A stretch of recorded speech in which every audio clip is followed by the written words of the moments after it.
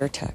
New details about a children's medicine recall. The government, we have found out, is expanding its investigation of liquid Tylenol because tests show some samples contain as much as 24% more active ingredient than shown on the label.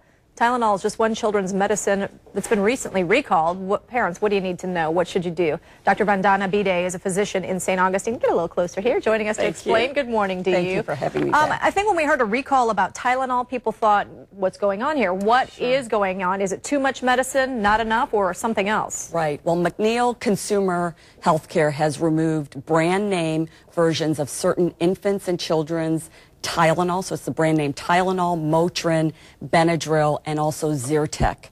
And McNeil is the lab that actually produced this. Right. It's a division of Johnson & Johnson. Got it. So they specifically make over-the-counter medications.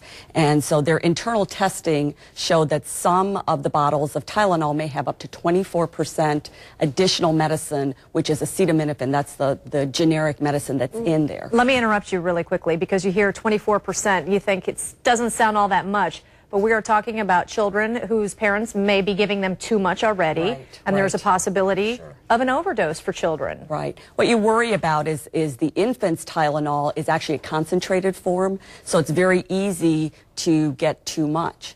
Now, if you're only giving Tylenol or Motrin for 24 to 48 hours, if your child has a fever, then that's unlikely to cause any long-term damage. You're more concerned about children who have to be on Tylenol or Motrin for long periods of time. Sure. Let me ask you then, what other problems did they find?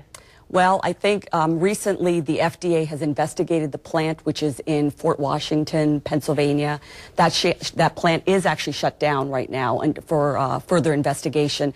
There was some bacteria in certain batches of raw material used to make Tylenol. Okay. All right. So for parents who've got this in their cabinet, because I know I've got a Tylenol, a Motrin, I've got a Benadryl in there as well. How do we know? Do we just get rid of all of them? Well, I think that's the safest thing, but you can actually go on the McNeil website, which is www.mcneilproductrecall.com, and McNeil is spelled M-C-N-E-I-L.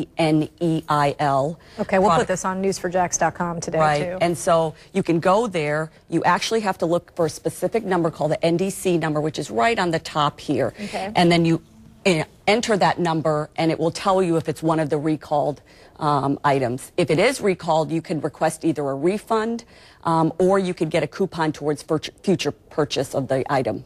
All right, you see that NDC number? It's virtually unreadable, but that is the number that you need to give them to do it.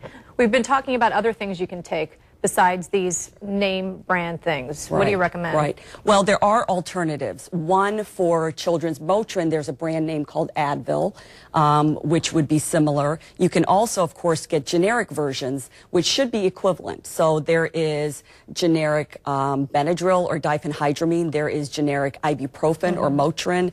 There's generic cetirizine, which is the Zyrtec. So there should be readily available infants and children's versions of all of these. All right, and we've got this information on our news website. It is recall section on newsforjax.com. Find it by clicking the Seen on 4 tab. And Dr. Bide, thank you for being here, because even though this recall was announced a couple of weeks ago, I know a lot of parents still have questions about it, still may have this in their medicine cabinet, and still need to do something about it. And you know, these things are not cheap. I know. So if you can get a coupon or get it replaced, do so. Well, many parents